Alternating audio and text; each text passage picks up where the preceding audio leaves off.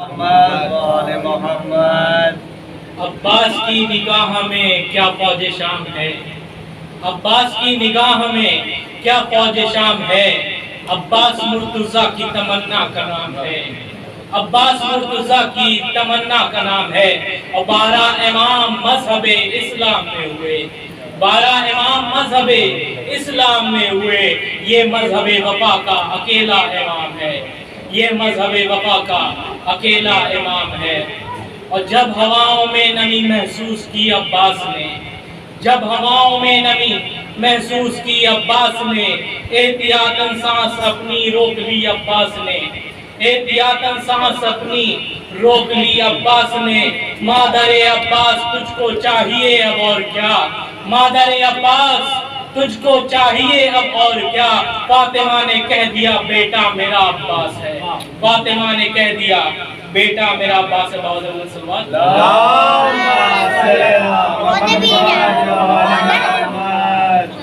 جہاں نے ظلم ہر لمحہ پہ آزار بیٹھے ہیں، جہاں نے ظلم ہر لمحہ پہ آزار بیٹھے ہیں، مگر وہ کیا کریں دل میں میرے مختار بیٹھے ہیں، مگر وہ کیا کریں دل میں میرے مختار بیٹھے ہیں۔ اگر جنت میں جانا ہے عذاب خانے میں آ جاؤ، اگر جنت میں جانا ہے عذاب خانے میں آ جاؤ۔ عذاب خانے کے اندر خلد کے سردار بیٹھے ہیں، عذاب خانے کے اندر خلد کے سردار بیٹھے ہیں۔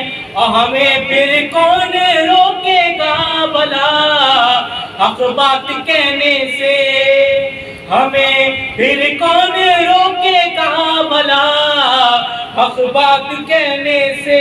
ہمارے دل کے اندر میثم تمار بیٹھے ہیں، ہمارے دل کے اندر میثم تمار بیٹھے ہیں۔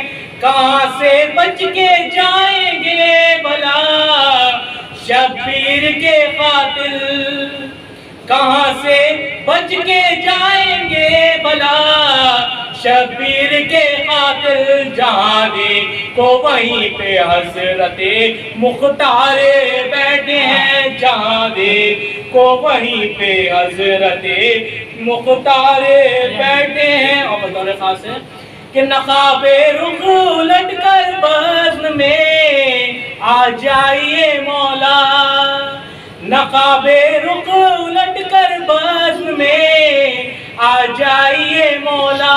یہاں سب آپ ہی کے طالب دیدار بیٹھے ہیں، یہاں سب آپ ہی کے طالب دیدار بیٹھے ہیں۔ شمع خیمے کی کل ہو یا جلے یہ جان نہیں سکتے، شمع خیمے کی کل ہو یا جلے یہ جان نہیں سکتے۔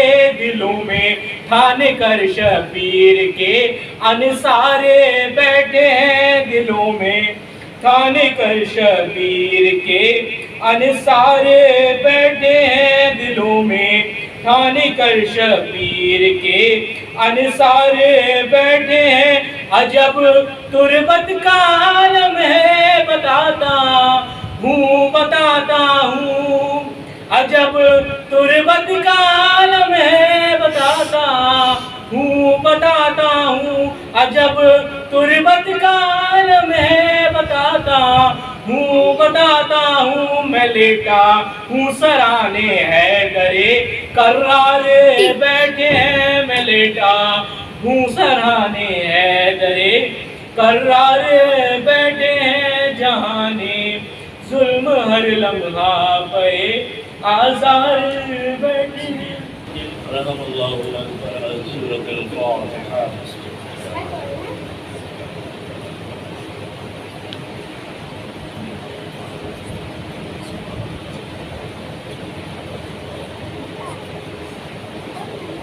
لا حول ولا قوة إلا بالله العظيم. أعوذ بالله من الشيطان الرجيم. بسم الله الرحمن الرحيم.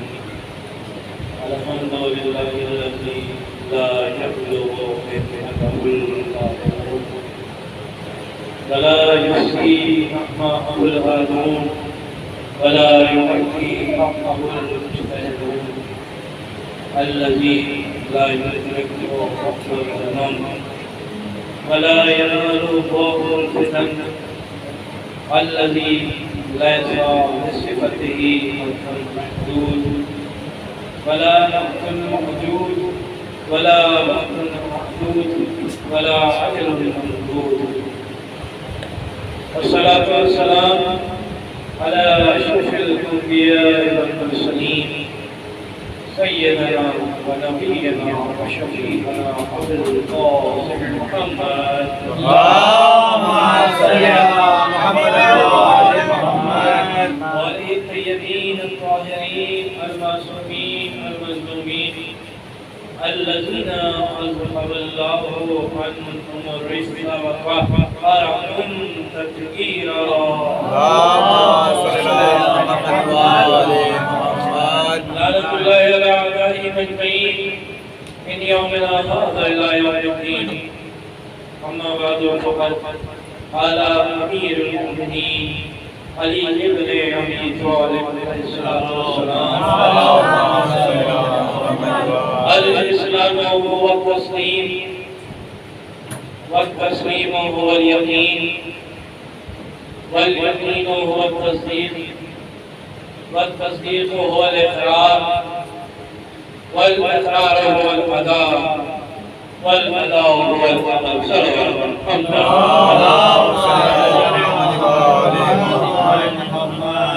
عليه وسلم. مولانا کائنات حضرت امیر المؤمنین علی بن ابی طالب نہج البلاغہ میں آپ نے اسلام کی تاریخ بیان کرنے سے قبل ایک فکرہ فرمایا کہ میں اسلام کی ایسی تاریخ بیان کرنے جا رہا ہوں جو مجھ سے پہلے کسی نے بیان نہیں کی. وہ اسلام جس کے بارے میں تصور کیا جاتا ہے کہ خالی سر جھکا دینے کا نام اسلام ہے، سر تسلیم کم کر دینے کا نام اسلام ہے، اس اسلام کے بارے میں مبلغ اسلام حضرت امیر المؤمنین علی بن ابی طالب نے جو تاریخ بیان کی ہے، جب ہم اس پر غور کرتے ہیں تو پہلی اسٹیج جو انہوں نے بتائی ہے اسلام کی، جو پہلی سیڑھی ہے اس کا نام ہے سر تسلیم کم کرنا. الاسلام هو التسلیم. دوسری سیڑھی ہے والتسلیم هو الیقین. یقین کہاں سے آتا ہے؟ یقین کیسے پیدا ہوگا؟ یہ جو ہم نماز پڑھ رہے ہیں، یہ ہم جس کی بارگاہ میں سر جھکا رہے ہیں، کیا وہ اس لائق ہے بھی کہ اس کے آگے سر جھکایا جائے یا نہیں؟ یقین کا پیدا ہوگا جب علم اور دانائی کے ساتھ انسان اسلام کو سمجھے. پہلی اسٹیج الاسلام هو التسلیم، اور مختصر سا وقفہ ہے لہذا چھوٹی چھوٹی سی بات کرتے ہوئے الاسلام هو التسلیم والتسلیم هو الیقین. یقین کے لیے علم اور دانائی کی ضرورت ہے. بغیر علم اور دانائی کے یقین حاصل ہو ہی نہیں سکتا. والیقین هو التصدیق تیسری اسٹیج ہے. اور وہ تصدیق کیسے ہوتی ہے اور کہاں سے ہوتی ہے؟ یہ تصدیق ہوتی ہے قلب و روح سے. علم ہو گیا، دانائی ہو گئی، کتابیں پڑھی، جان لیا، لیکن جو کتابوں میں پڑھا، جو لوگوں نے بتایا، وہ دل میں بھی راسخ ہوا کہ نہیں ہوا؟ دل کی گہرائیوں میں بھی وہ بات اتری کہ نہیں اتری؟ دل نے بھی اس میسج کو، اس پیغام کو قبول کیا کہ نہیں کیا؟ جب یہ تیسری اسٹیج مکمل ہو جائے گی تب اسلام میں اور نکھار نظر آئے گا۔ پہلی اسٹیج الاسلام والتسلیم، دوسری والتسلیم والیقین، تیسری والیقین والتصدیق، اور اس کے بعد والتصدیق والاقرار۔ جب تم نے سر تسلیم خم کر لیا، علم و دانائی کے ساتھ اسلام کو سمجھ لیا، تمہارے قلب و روح نے اسے قبول کر لیا، تب جرأت اظہار بھی تم میں پیدا ہونی چاہیے تاکہ جو حق ہے اس کے بارے میں اظہار بھی کر سکو۔ یہ نہیں ہے کہ صرف کوشہ نشینی اختیار کر لی اور ہمیں وہ حق مل گیا تو اب ہم اس سے وابستہ ہو گئے، اب کسی کو بتانے کی ضرورت نہیں ہے۔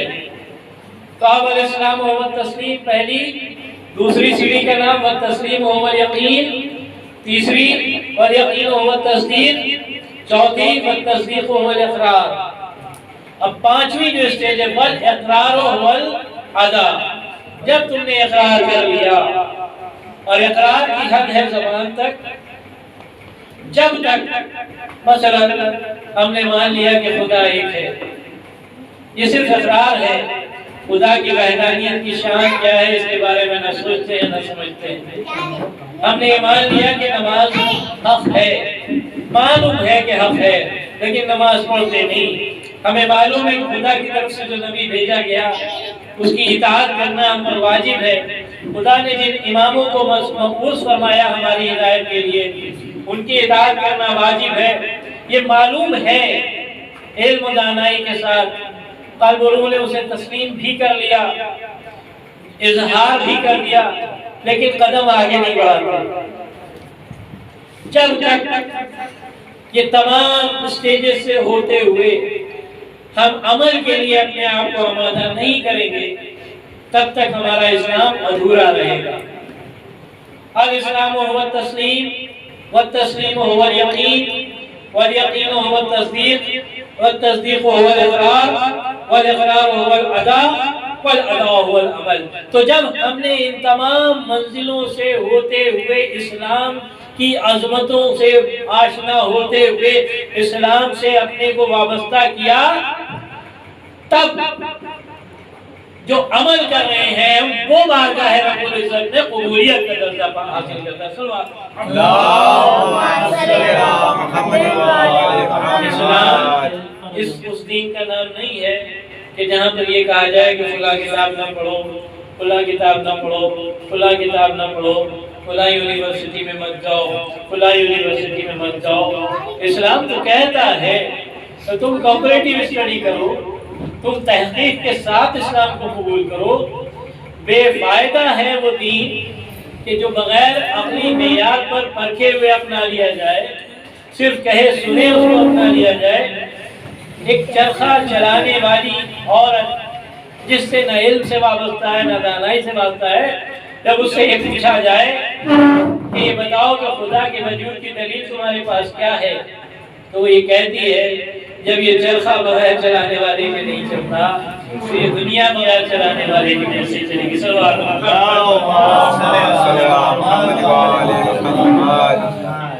تو عزیزان سب کے پاس اپنی اپنی دلیل ہونا چاہیے، اور وہ اسلام اگر کوئی یہ کہتا ہے فلاں جگہ نہ جانا، ان کی کتابیں مت پڑھنا، ان کی تقریر نہ سننا، کوئی کہے کہ مجلس میں نہ جانا، کوئی کہے کسی سیمینار میں نہ جانا، ہمارے یہاں نہیں ہے ایسا۔ اسلام تو ایک اوپن یونیورسٹی کا نام ہے جس میں ڈیفرنٹ آئیڈیالوجیز کے ٹاپکس تمہارے سامنے موجود ہیں، پڑھو، اسٹڈی کرو، اور اس کے بعد میں جب یہ دیکھو کہ دین اسلام ہی کامل دین ہے تب اسے اڈاپٹ کرو، وہ تمہیں فائدہ پہنچائے گا۔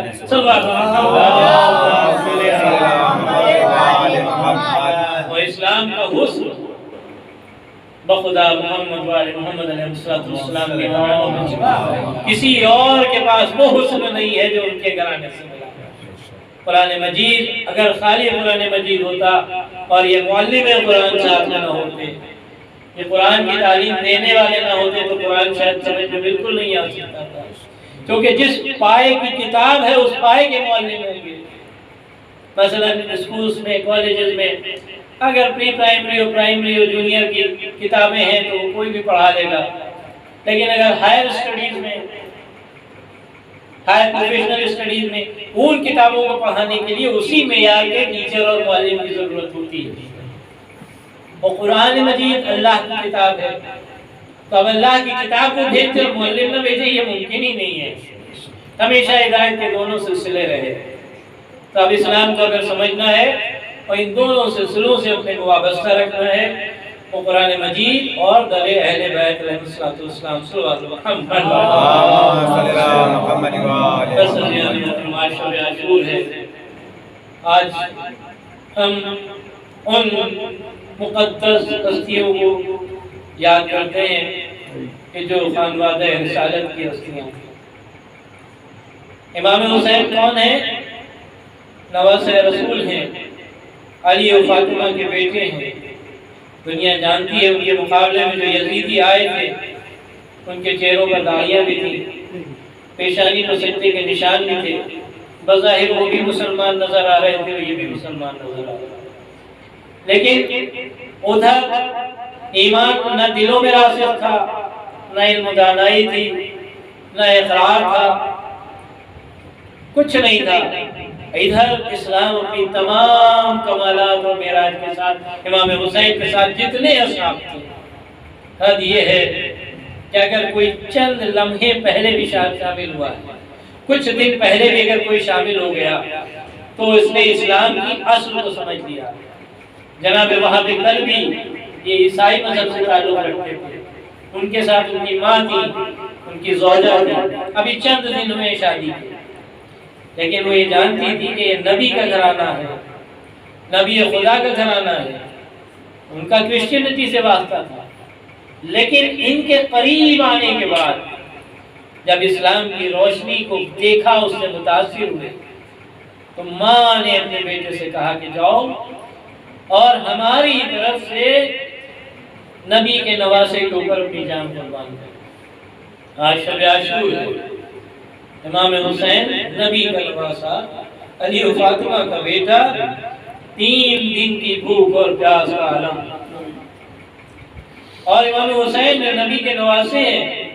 یزیدی لشکر کے ظالم اور ملعون لوگ طعنہ زنی بھی کر رہے ہیں، اے حسین یہ دیکھ رہے ہو دریا میں نیلا نیلا پانی بہ رہا ہے، اس پانی سے نجس جانور بھی سیراب ہوتے ہیں، لیکن تم تک ایک قطرہ پانی نہیں پہنچنے دیا جائے، یہ طعنہ زنی بھی ہو رہی ہے۔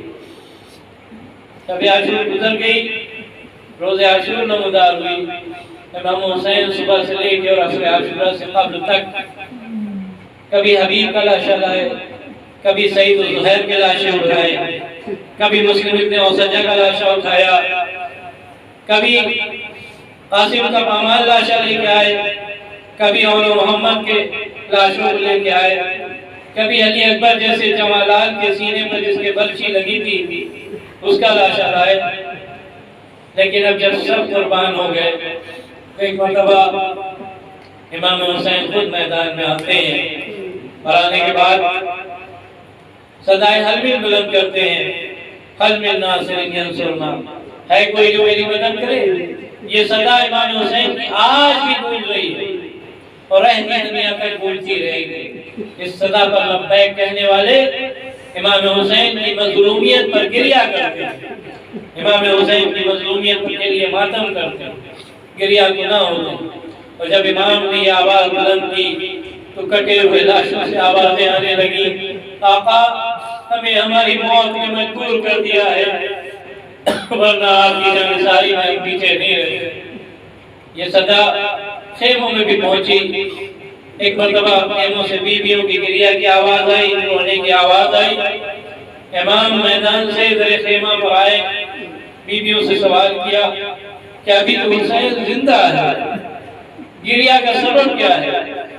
ایک مرتبہ جناب زینب آگے بڑھی، کہا بھیا آپ کی صدائے استغاثہ سن کر علی اصغر نے اپنے کو گھٹنے سے گرا دیا، گویا کہ علی اصغر یہ کہنا چاہتے ہیں کہ بابا جب آپ نے فاطمہ صغریٰ کی گود سے مجھے اپنی آغوش میں لیا تھا تو میں نے آپ سے وعدہ کیا تھا تو مجھے بھی تو وعدہ وفا کرنا ہے۔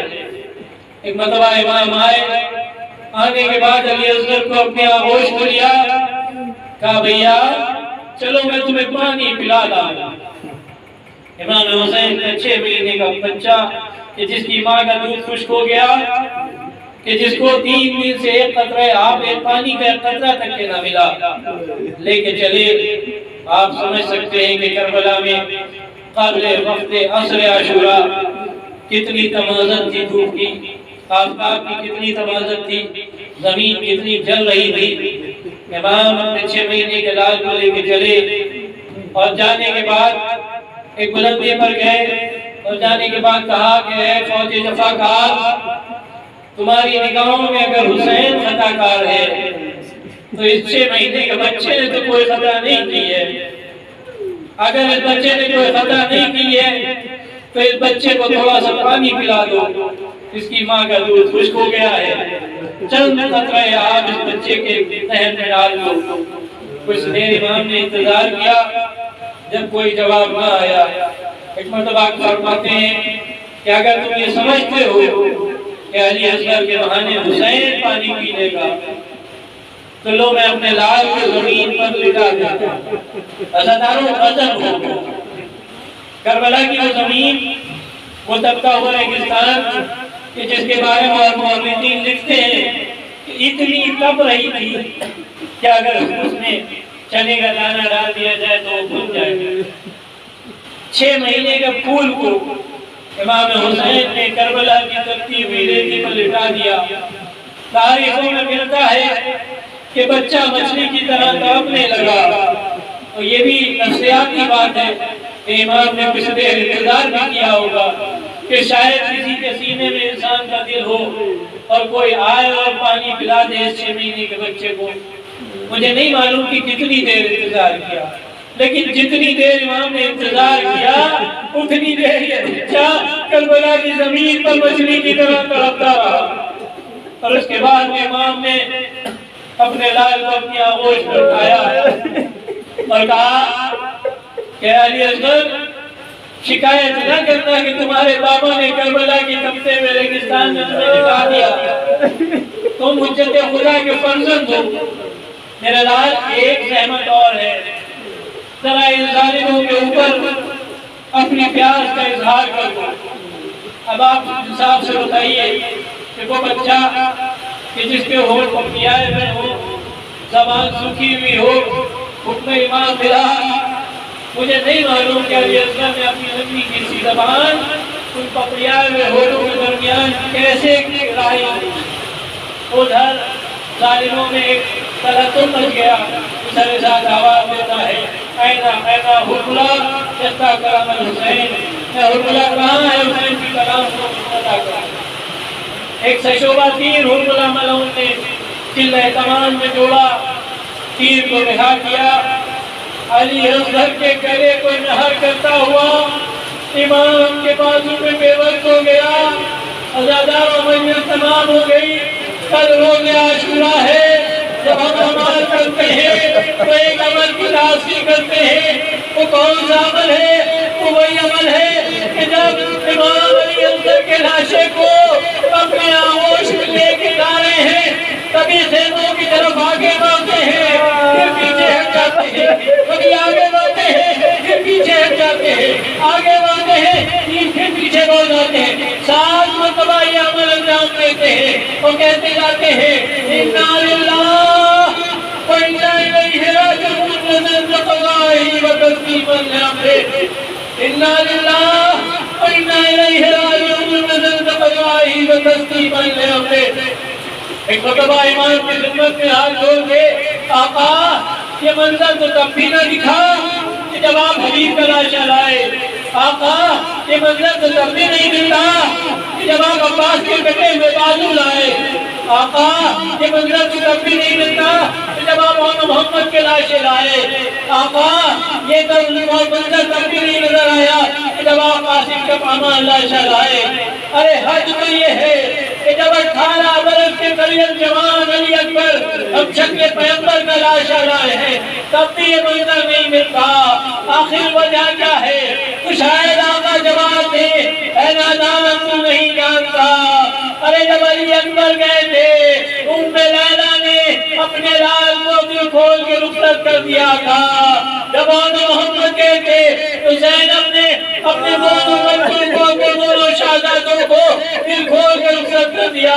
جب قاسم تھے ام فروا نے خدا حافظ کہا, خدا حافظ کہا سے دل کھول کے رخصت کر دیا. سب کو یہ معلوم تھا کہ اپنا علی اکبر واپس آئیں گے, نہ محمد واپس آئیں گے, نہ قاسم واپس آئیں گے, نہ علی اکبر واپس آئیں گے. لیکن جب علی اکبر کو میں نے اپنی آغوش میں لیا تو یہ کہا تھا کہ لاؤ پانی پلا لاؤ.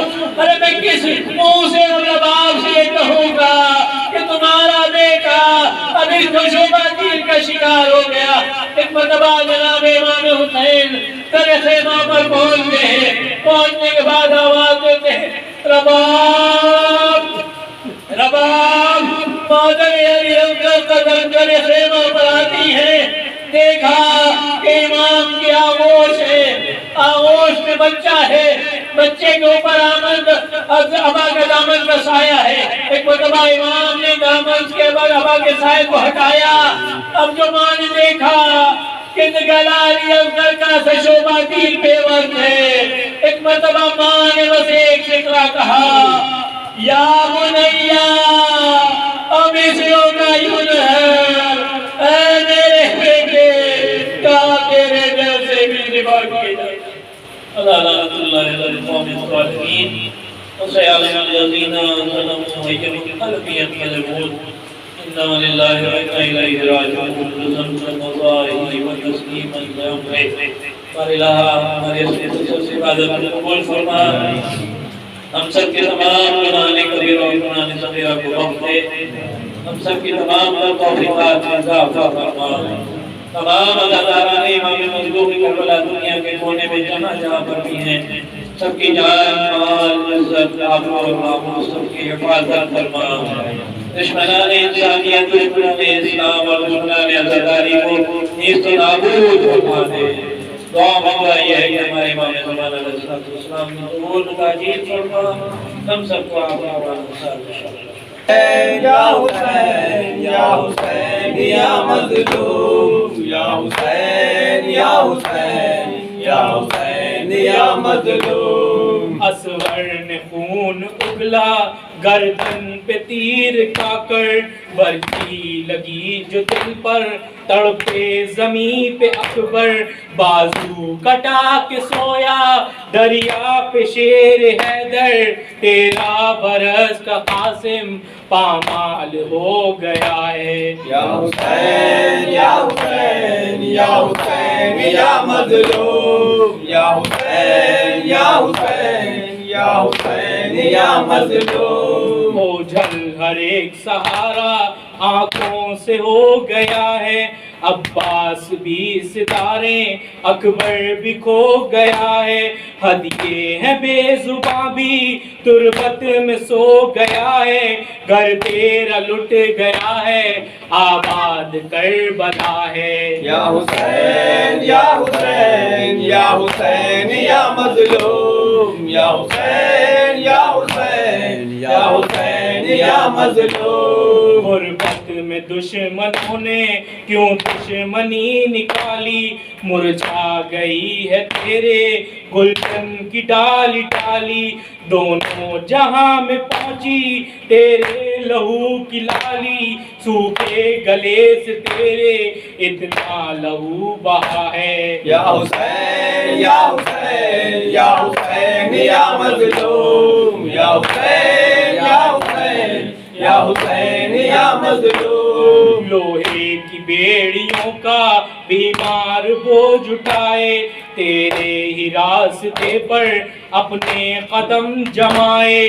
اللہ کی رضا میں خاموش سر جھکائے, پھولوں پہ چلنے والا کانٹوں پہ چل رہا ہے. یا حسین یا حسین یا حسین یا مظلوم, یا حسین یا حسین یا حسین یا مظلوم. ایک دو پہر میں تم